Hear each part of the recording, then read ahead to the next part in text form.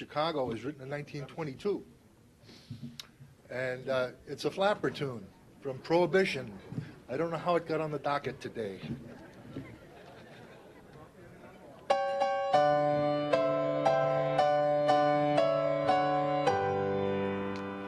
Chicago, Chicago, that tiny town, that tiny town. Chicago, Chicago, I'll show you around.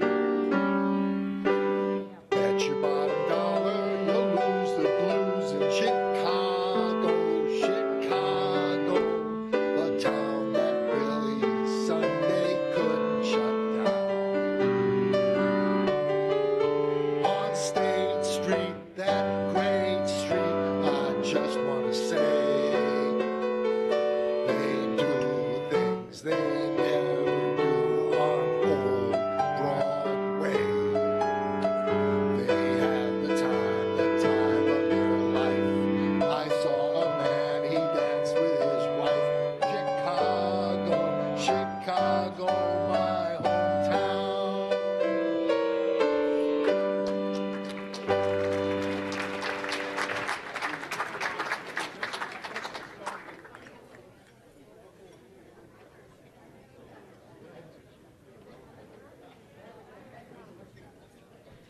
We have several guests today. When I call your name, if you would please stand and remain standing. Welcome to a visiting Rotarian. Ann Walsh-Bradley is from the Noon Wausau Club. She has loaned the classification of judicial. Steve Walters is a guest of the program committee. Mark Vitale is a guest of Ann Lucky. Katie Seltz is a guest of Hallie Salsa. Madison Weiberg and Greg Byron are guests of the program committee. Jeff Cravat is a guest of Dick Reiselbach. Jenny Pressman is here with Becky Steinhoff. Katie Seltz is also a guest of the program committee.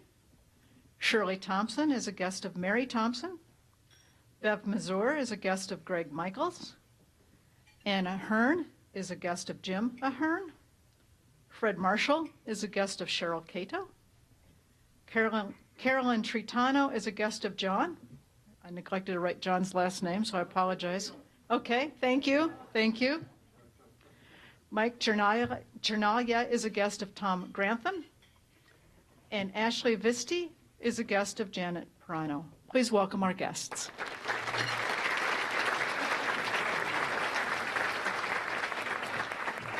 Thank you very much, Marcy. We continue to connect Rotary scholars to summer internship possibilities, and today I will highlight Rotary scholar Elizabeth Doty, a freshman at UW-Madison. Her love of mediation leads her to pursue a career oriented toward helping people understand themselves, each other, and the value of working together for progress, and therefore work this summer that allows her to explore education, community building, and/or creative problem solving would be most welcome. She says, "I consider myself as something of a kaleidoscope of experience and memory, and my strong appreciation for interpersonal connection and the power of communication has always stuck with me. Working in Lane's bakery shop serving customers, or as a choral librarian for the UW School of Music, and as an international English language exam invigilator," and yes, that's a real word, folks, it means proctor, gives her a broad base of skills. She's a 2015 Levy Family Scholar, and Fran Taylor is her Rotary mentor. If you can help Elizabeth connect to a summer position, please pick up a sheet from the back table or contact the Rotary office. We appreciate it. And we have birthdays today with the usual appropriation that you should sign up for a $100 contribution to the Synergy Fund if you'd like to round up from your birth date.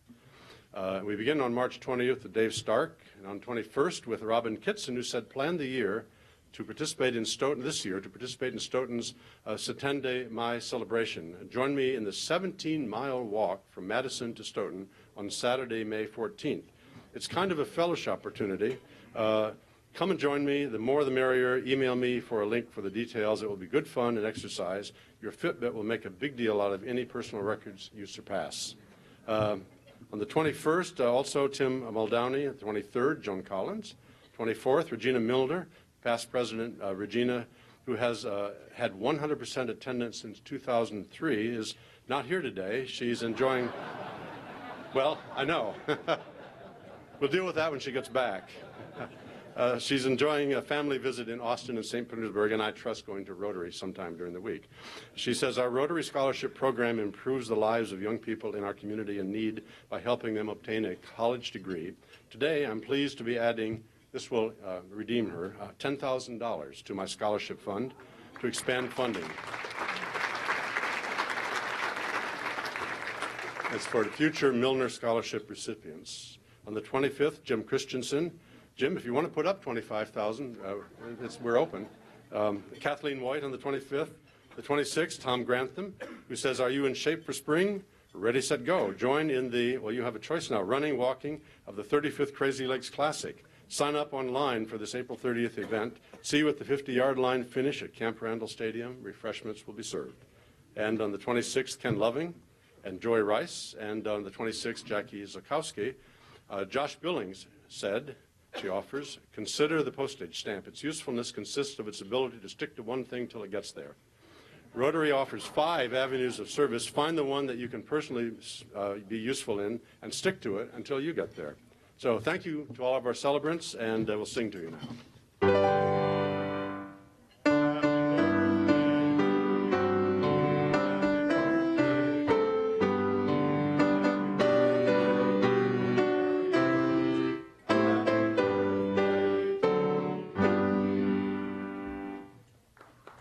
Thank you. Thanks for the piano. We're truncating the program, the beginning part of the program a little bit. We'll skip over the members in the news, which I think may have been flashed on the screen, and move directly to our program now so that we provide them with ample time for the discussion that's going to ensue. Today's program, as you already know, features Wisconsin Supreme Court candidates Rebecca Bradley and JoAnne Kloppenburg, Justice Bradley and Judge Kloppenburg, and we are partnering with WisconsinEye to bring this forum to you. Last week's newsletter included background information on the 2 candidates. I'm sure you're familiar with them, and we thank them both for appearing today at our luncheon. Our timekeeper is Bob Dindorf, a job he's asked for years, and he now finally has it right here.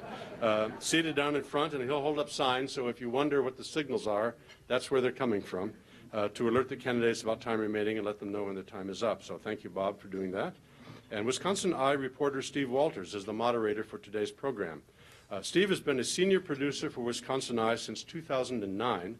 Before that, he was Madison bureau chief for the Milwaukee Journal-Sentinel and the Milwaukee Sentinel. He was named Journalist of the Year by the Milwaukee Press Club in 2012. Steve will begin by explaining the format for today's program and then take it through to conclusion. Steve? Thank you very much, Dr. Brown. Thank you for asking WisconsinEye to be a part of the program. Thank you, candidates. We will talk about the format a little bit, then I'll ask the candidates to go to their podiums. Each candidate will make a 2-minute opening statement. That order was determined by a coin toss. The candidates will each have 2 minutes to respond to each question, and we will alternate who answers questions first. Each candidate will then give a 2-minute closing statement, and we will give closing statements at about 1:05. Candidates, if you'll please go to the podium while I remind you, give you their bios. To my left, Justice Rebecca Bradley was appointed to the Supreme Court in October. She previously served on the Court of Appeals and as a Milwaukee County Circuit Court judge. Before becoming a judge, she practiced law for 16 years. Justice Bradley earned a bachelor's degree from Marquette University and a law degree from the University of Wisconsin Law School. Thank you, Justice Bradley. Judge JoAnne Kloppenburg is the presiding judge of Court of Appeals District 4. Before her 2012 election to the Court of Appeals, she served as an Assistant Attorney General in the State Department of Justice for 23 years. Judge Kloppenburg got her bachelor's from Yale, her master's from Princeton, and she is a graduate of the Wisconsin Law School. Judge Kloppenburg, thank you very much. By the coin toss, we've determined that, Justice Bradley, your opening statement, please. Thank you. Good afternoon, everyone. I think this is the first debate we've had during this election cycle that opened with song. So we'll see if that alters the tone of this particular debate. I'm really delighted to have the opportunity to share more information about myself, my background, my work in the court system with you today. I was born and raised in Milwaukee, and I have lived in Wisconsin my entire life. 20 years ago, I graduated from the University of Wisconsin Law School, and I practiced law for over 16 years. I was a civil litigator, a business transactional attorney, an arbitrator, and also vice president of legal operations for an international software company headquartered right here in Wisconsin. And so I bring to the Wisconsin Supreme Court 20 years of experience as a lawyer and as a judge, and now as a justice. I bring some diverse experience to the bench because kind of unique for me. I have extensive experience in the business world, not only as a litigator, but also working directly in business. And so I bring a little bit of a different perspective to the Supreme Court than is typical for a Supreme Court justice. I felt called to serve the people of Wisconsin, and that's why I left my private legal practice of 16 years. I felt called to serve the people of Wisconsin as a member of the judiciary because I believe it is so important that we have judges and justices who understand our duty to say what the law is and not what we may wish it to be. And I think I bring the best experience to the Wisconsin Supreme Court to continue serving the people of Wisconsin because I served as a circuit court judge, a Court of Appeals judge, and now as a justice. And I am the first Wisconsin Supreme Court justice to bring that extensive experience on the bench to the Supreme Court. It is my honor and privilege to serve all of you, the people of Wisconsin, as your justice. Thank you. Thank you. Judge Kloppenburg, please.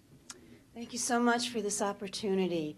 This race is about the future of our court. It's about what kind of court our court should be and what kind of justices we should be electing to the court. I've been to all 72 counties many times now, and I'm struck by people's shared hopes for what the court ought to be.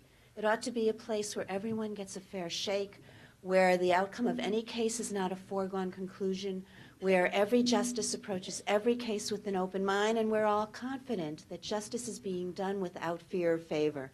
And that's why I'm running, because I'm unwilling to surrender our court to the partisan politics and outside special interests that threaten to undermine its independence and integrity. And that's what distinguishes me from my opponent: independence, integrity, and experience. I was elected to the Court of Appeals in 2012. I've issued over 750 written opinions in the 3.5 years since. Before that, I was an Attorney General, Assistant Attorney General at the Department of Justice, representing all of the people of Wisconsin in circuit courts around the state and arguing many times in the Court of Appeals and in the Supreme Court. I have a proven track record of being an independent, impartial, thoughtful, and disciplined appellate court judge. I have a nonpartisan background. I have superior judicial and legal qualifications, and I have spent my entire career standing up for the interests of the people of Wisconsin. My opponent simply has not. She has been appointed 3 times in 3 years to 3 judgeships, having served 2.5 years after her first appointment in Children's Court, 5 months in the Court of Appeals, and then Governor Walker made the very political decision to appoint her when she was an announced candidate for an open seat on the court. I am the candidate that you can count on to bring independence and integrity to our court. Thank you. Thank you. We'll now go to the question and answer part. Each candidate will have 2 minutes. I want to thank Rotary members who offered questions for this session. This is one of them from you. How can someone not learned in the law make an intelligent decision about which candidate to vote for on April 5th? Justice Bradley, do you want to go first? Please. Thank you. I think that the most important issues in this race center on 2 things. The first and most important, I think, is judicial philosophy. As I stated in my opening statement, my judicial philosophy is to always say what the law is, not what I may wish it to be. It's very important that we have judges and especially justices on the state's highest court who are willing to set aside their personal policy preferences and their political inclinations and apply the law as it is written by the people's elected representatives in the legislature and as it is written in our state and federal constitutions. It's very important that we have justices who respect the separation of powers and who will not legislate from the bench. And I think one of the key things that voters can look at in making their determination as to who to vote for in this race is to look at who the candidates have cited as their judicial role models, those who have influenced our judicial philosophies. I've consistently cited the late Justice Antonin Scalia as the United States Supreme Court Justice I am most philosophically aligned with, because Justice Scalia espoused the judicial philosophy that I believe in.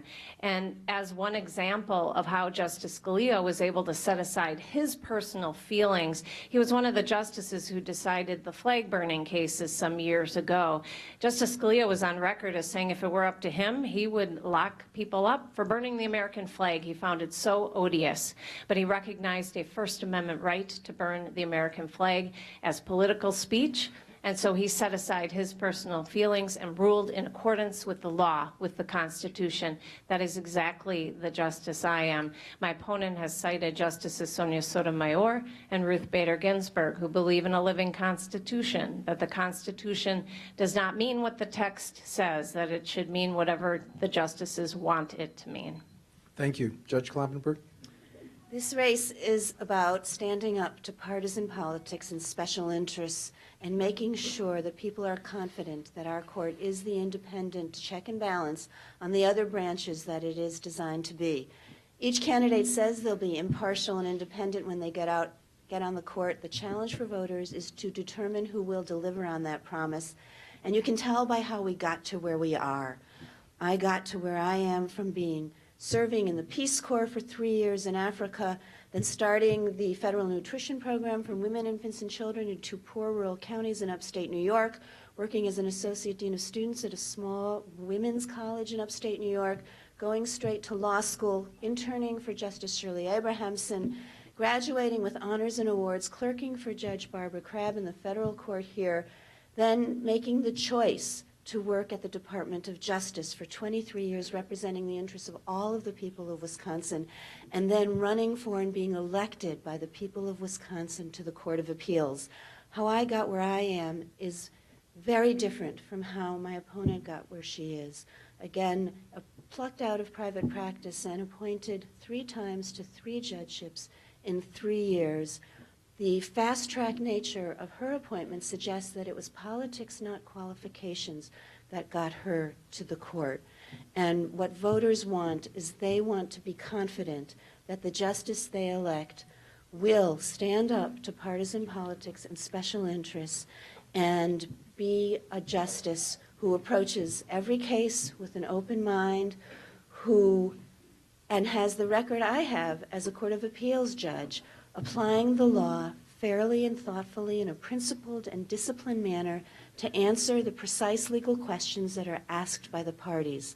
I have great respect for the role of the court as an independent check and balance on the other branches of government, and my duty is to uphold the Constitution, which represents the will of the people and contains the fundamental principles that define our democracy, protect our individual rights, and promote a more equal society.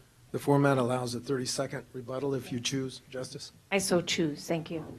My opponent makes much of the fact that I was appointed by Governor Walker. In fact, she invokes Governor Walker's name so often during this race. I'm beginning to wonder if she wouldn't prefer to run against him in 2018. She is the only candidate in this race introducing partisanship into this race by continually talking about how I got to the bench. What she does not share with the voters, what she hides from the voters, is the fact that the people of Milwaukee County elected me to the circuit court with almost 54% of the vote. My opponent also neglects to tell you that between 3 to 5 times she applied for judicial appointments, all to Democrat governor and to President Obama. Very quickly, Your Honor. I did apply to Governor Thompson, Governor Doyle, and President Obama, and I didn't get them because I didn't have the political connections to get those appointments. And the partisanship is that is so striking in this election is my opponent's accepting the help of the Republican Party, which is helping to pay for her campaign staffing and campaign operations. Lieutenant Governor Rebecca Clayfish, a Republican from the executive branch, just sent out an invitation for a fundraiser for Justice Bradley that was sent out from the Republican Party. Her campaign has made no qualms about turning this into a very partisan race for a non-partisan position on our court. Very, very, very quickly, Your Honor. I'd like to briefly respond to that. I don't know who my opponent thinks she's kidding by hiding her significant connections to leftist causes and organizations. Just recently, she attended a retirement party for the longtime Madison Teachers Union head, and Chris Rickard in the Wisconsin State Journal called that organization screechingly liberal, and also indicated that my opponent had forfeited any claim to independence in this race. She has donated in the past significant amounts of money to Democrat candidates, and she has continually attended Democrat Party events throughout this race. So her claims of partisanship are just pure hypocrisy. Very, very quickly, and then we'll move on to the next Right, question. okay. I've attended any event to which I've been invited, and I was honored to respect someone who had worked over 40 years for the public schools in Madison. My kids all went to public schools, and I am so beholden to the teachers who taught them and led them through the school system to be successful in their lives right now. And it was an honor to respect someone who was retiring after 40 years. There's nothing partisan about public schools and teachers. New question. We in Wisconsin recently celebrated Sunshine Week. It was dedicated to the premise that state and local government should be open and transparent in their deliberations and decisions. Here's my question. Should the open records law apply to the judicial branch of government? Judge Kloppenburg, it's your turn to go first. I understand that there are separation of powers concerns as to whether the Supreme Court justices are subject to the public records law. On the Court of Appeals, I have had several requests, most recently from the Republican Party, for my calendars and my emails, and I have complied with those requests. I think more transparency is better in all branches of government for our democracy. Justice Bradley. The court actually has an open records issue before it, so I'm limited under our ethics rules as to what I can say, and that issue hasn't come before the court as to whether the judiciary is subject to the open records laws. However, I have also received open records requests, and I have always thoroughly responded to them regardless of whether the open records law applies to the judiciary or not. Any response? No. Okay. New question. A question on recusals for both of you. Justice Bradley, if an abortion-related case came before the Supreme Court and you were asked to recuse because of opinions you expressed before you became a judge, how would you respond? And for Judge Kloppenburg, both the Club for Growth and Wisconsin Alliance for Reform have run ads against you in your two campaigns. If either of those groups are parties to a case pending before the court, what will be your criteria on recusal? Justice Bradley.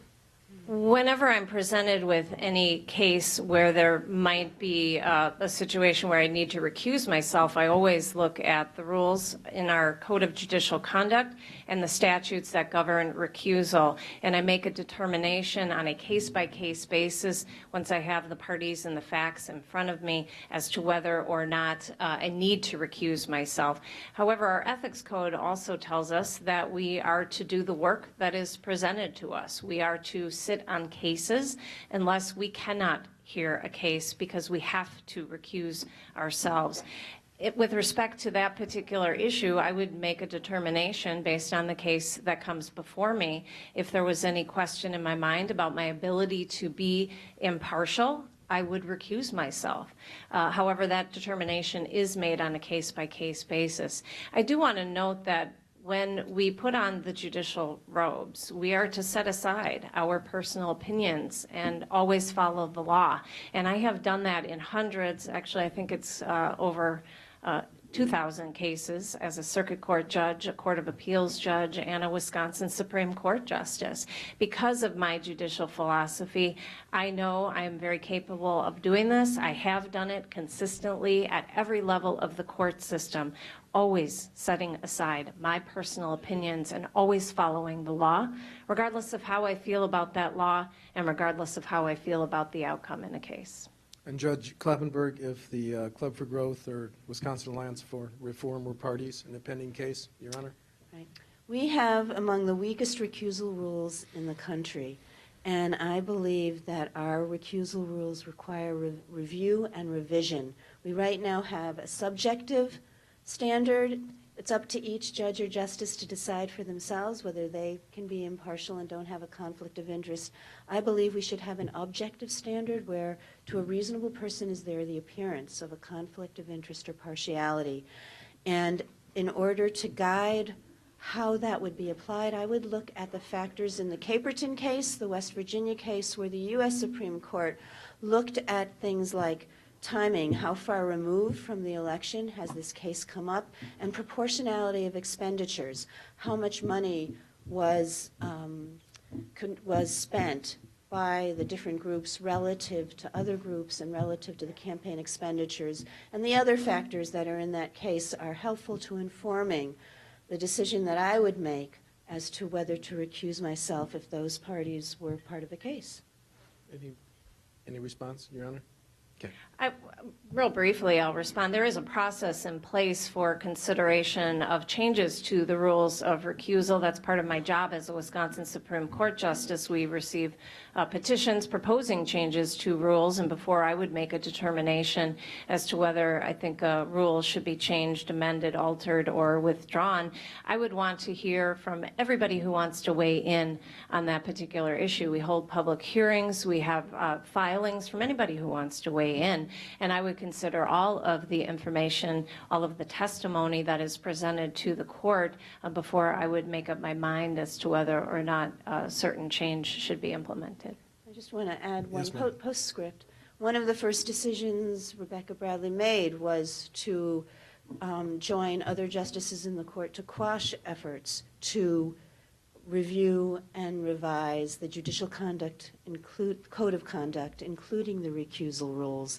And I know she said it was because of a technicality in the form of a petition, but certainly I know that lawyers around the state would like the court to proceed with such a review. I'd like to respond to that Yes, briefly. ma'am. I lost count of the number of debates and forums where this issue has come up, and I've explained over and over again. We have a process in place, and that process, the rules need to be followed. And a petition was presented to us not to change the recusal rules, not to change anything in the Code of Judicial Conduct. It was a petition to create a committee to consider possible changes to these rules. That's not the proper form for a petition. We can create a committee at any time. We have that power as the court, and we are already underway with considering changes to these rules. So it's simply a misrepresentation of fact to continue to say that I quashed efforts to review the Code of Judicial Conduct. It's simply a lie. Any response? Judge, no? Okay. Ethical complaints against Supreme Court justices go unresolved because there is no quorum on the court to handle them.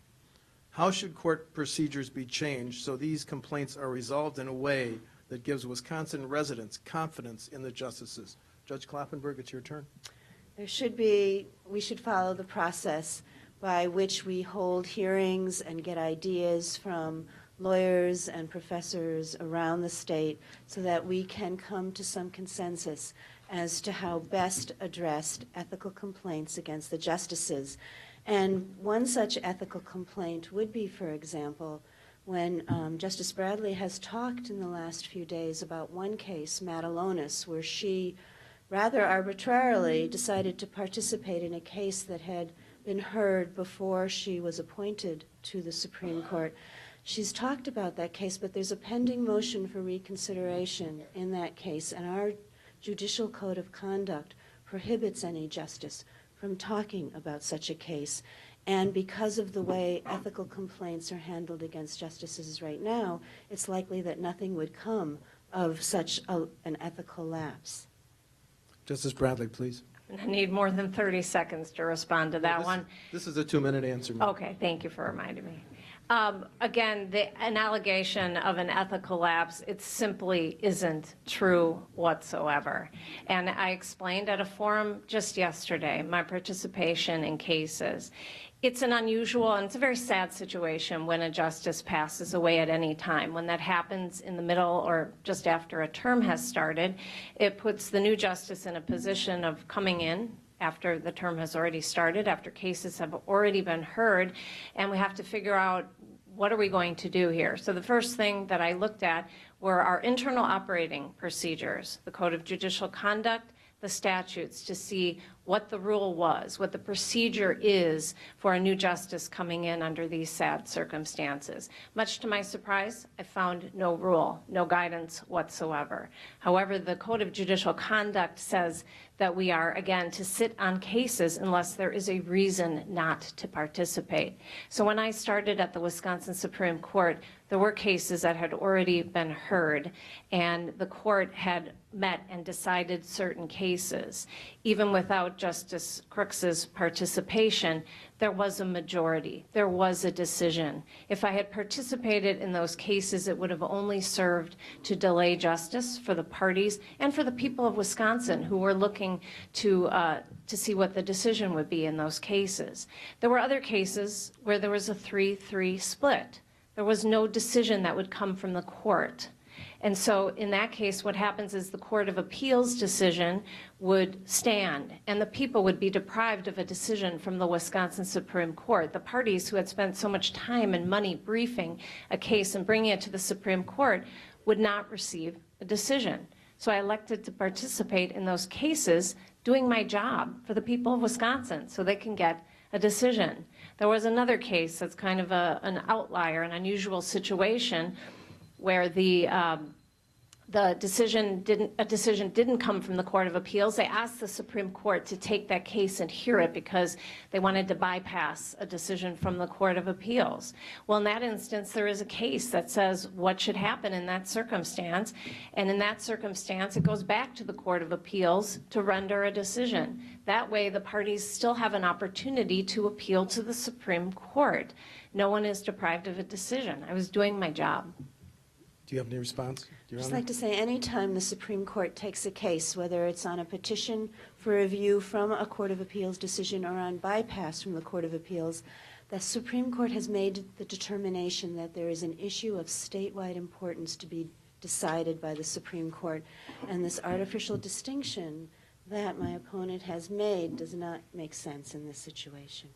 I'm happy to explain it further if anyone else doesn't understand. Next question, please. With millions of dollars now being spent on Supreme Court races by candidates and third-party groups, and each of you being endorsed and helped by Republican and Democratic leaders, is it time to consider appointing Supreme Court justices and then having them face retention votes? That's a system that's used in Iowa. Justice Bradley. Well, I think a lot of people might expect me to say, after the treatment I've received from certain of the media and some of the attacks that have come from third-party groups like One Wisconsin Now, you might expect me to say, let's have an appointment process in Wisconsin and skip this election. However, our Constitution provides for the election of judges and justices, and I defend the right of the people under our state constitution to select their elected officials in every branch of government.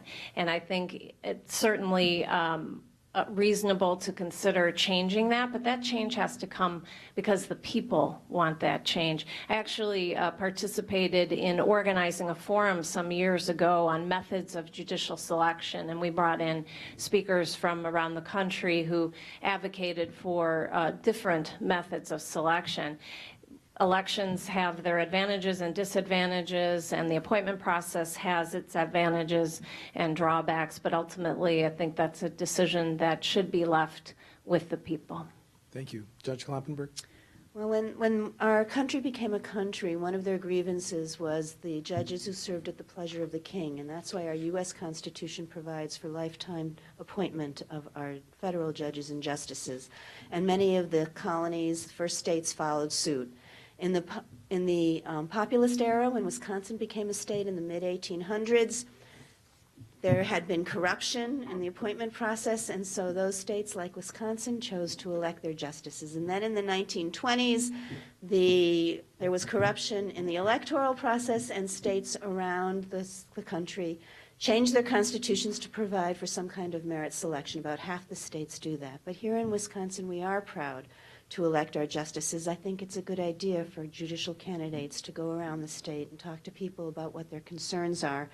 I would advocate for public financing, which was in place when I ran in 2011, which allows the candidates to focus on their records and their words instead of raising money. Nationally, public financing has brought in politically unconnected people, more women, more people of color, more diversity into legislative races and judicial races. The challenge is to regulate the unregulated special interest money from third parties that don't have to disclose their donors. There are efforts around the country consistent with Citizen United to impose some kind of disclosure requirements on those third parties. It seems to me that that would be a good option to explore. Justice Bradley, could I just do a follow-up on that? Your opponent has raised the issue of the possibility of public financing, which did exist once and was done away with. The concept of public financing, ma'am? I think one of the concerns that both of us, I don't want to speak for you, but I think both of us have heard from voters across the state is the concern about the influence of third parties who choose to participate in these elections through issue advocacy. We had an example of how public financing works in the 2011 race between my opponent when she challenged Justice Prosser.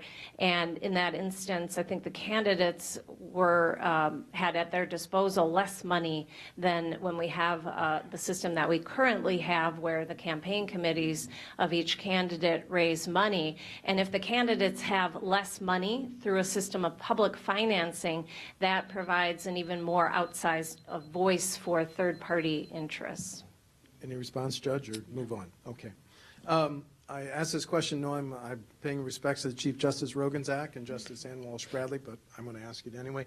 People believe there is a tension on the court that hinders its ability to do its work. What would you do going forward to reduce tension on the court so as to improve the reputation of the court in the eyes of the citizens of Wisconsin? I believe it is Judge Kloppenburg. I take the justices at their word that they want to be more collegial, they want to get along, they're professional. I have dealt professionally and respectfully with all of them on the court, and I would look forward to working with them. What I have learned as a judge on the Court of Appeals, when I was an advocate at the Department of Justice, I was very expansive in my advocacy for the people of Wisconsin, and I think that's why, in part, I was so successful. As an appellate court judge, I've learned that you have to be much more focused and disciplined in your analysis and your writing, and much more careful in your use of language, because not only are you deciding the dispute between the parties before you, but you're making statements of law that will affect other people whose factual circumstances you don't know, and you don't want to preclude any claims or rob anyone of any remedies. And I believe bringing that more focused and disciplined approach to the Supreme Court, I will get justices to agree with me on the narrow issues that are being asked by the parties for the court to resolve, and that the result will be fewer fractured decisions, decisions that are clearer and more understandable and shorter. And I should note that I supervised attorneys at the Department of Justice. I'm the presiding judge in the Court of Appeals District 4 now. I have always been really good at focusing on the positive and getting the best work out of the people out of my colleagues, and I look forward to doing the same on the Supreme Court. Justice Bradley.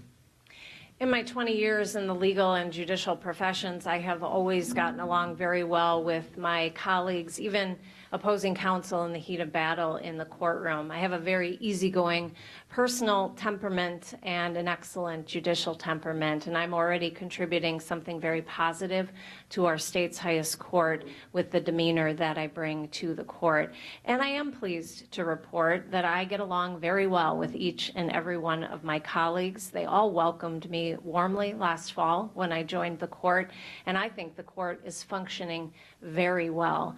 One of my favorite favorite parts of my job is after oral arguments, when we retire to our conference room and we go around the table sharing our perspectives on how we think the case should be decided. And we are 7 very different individuals who bring to the court our different backgrounds and experiences, different judicial philosophies, different perspectives. And I really enjoy hearing from each of my colleagues how they think we should decide a case. And those exchanges are always very respectful, professional, and collegial. I don't take it personally when somebody disagrees with me. In fact, I think that's really intellectually interesting, and I'm enjoying my work very much. As I said at the outset, it really is an honor and a privilege to serve everybody in Wisconsin as a justice, and it's my honor and privilege to work with each of my colleagues. Any response, Your Honor? Yes, please. I would just like to note that I have issued over 750 decisions at the Court of Appeals, all but one of them unanimous. And I have experience working with my colleagues to ensure that we can get the clearest and most understandable and principled decision to guide lawyers, their clients, and judges around the state. And I would note that the issue really is the work of the court, whether the decisions are well-reasoned and adhere to the facts and the law. And there's still evidence that the court has a little bit of a way to go there. There was a decision where you had 2 justices, and 2 dissenting, and the 2 pairs of 2 justices each gave a different mandate to the circuit court. And I believe if they had talked to each other about the substantive issues before them, they would have agreed to have one mandate that the circuit court would then know what to do. Response, Your Honor? I'm kind of surprised by the suggestion that we don't talk to each other about the case. There's a lot that goes into preparing a case. We receive briefs. We all individually read those briefs. We actually meet before oral arguments to talk about the case. We then participate in oral arguments. And then after oral arguments, we spend as much time as necessary talking with each other to arrive at a preliminary majority decision. That process is then ongoing. A majority opinion is written. Other justices who might not agree with the outcome may dissent. Those who might agree with the outcome but not the way the majority reaches it may file concurrences. There's an ongoing discussion among all of the justices before a decision is issued, and we just recently issued one that was unanimous. Thank you. I have so many more questions, but I need to respect the time commitments. So let's go into closing remarks. Judge Kloppenburg, please go first.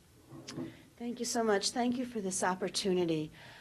This race turns on making sure that we protect the independence and integrity of our court. And I have shown myself to have a proven track record as a fair, independent, disciplined, and principled appellate court judge, having issued over 750 decisions, all but one unanimous, in my 3.5 years as a judge on the Court of Appeals. I do have a completely nonpartisan background, and I have conducted this campaign in a completely nonpartisan manner. I do have superior judicial and legal qualifications, and they're out there for everyone to see.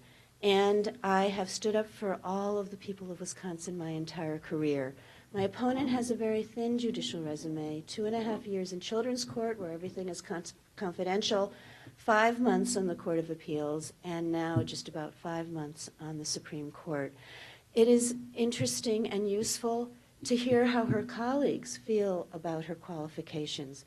I am endorsed by twice as many Milwaukee County Circuit Court judges as she is, the judges who know best what her work was like in Milwaukee County, including the current chief, Maxine White, and the prior chief, Jeff Kramers.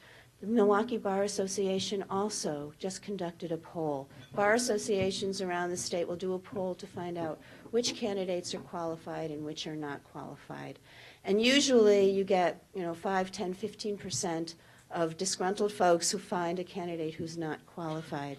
But in this particular poll, when you look at the people who had an opinion about the candidates for Supreme Court, 53% of the respondents said that Rebecca Bradley was not qualified. 70% said that I was qualified. Justice Bradley, closing statement, please. I think we can all breathe a sigh of relief that 120-some partisan lawyers in Milwaukee County will not decide this election. Instead, hundreds of thousands of people all across the state will decide this election. It's interesting, my opponent talks about my thin judicial resume. We became judges the same year, 2012.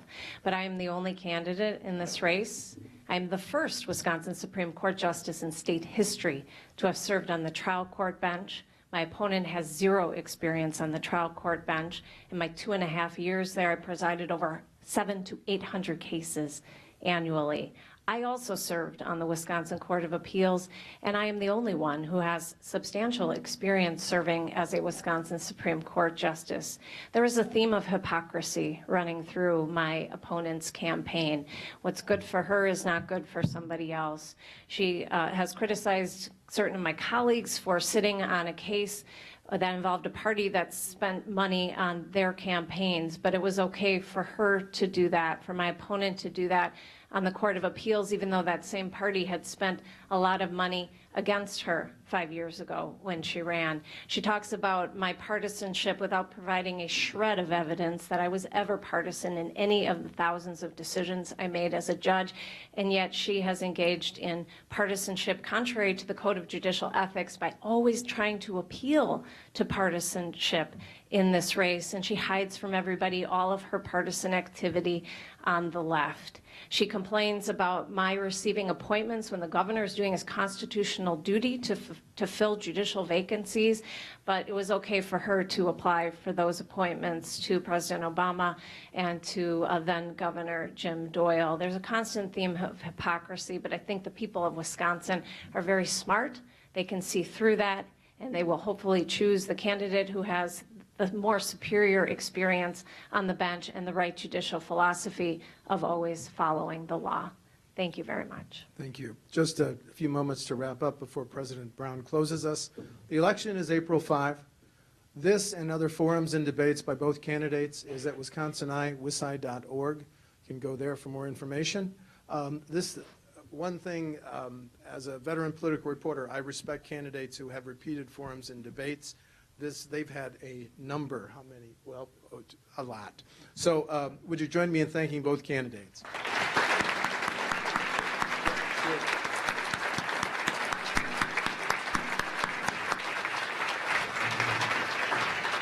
Thank you both as candidates, Steve and WisconsinEye. Thank you very much. We too have a gavel, and so I declare this club in recess for 7 days. Thank you very much. Thank you, ma'am.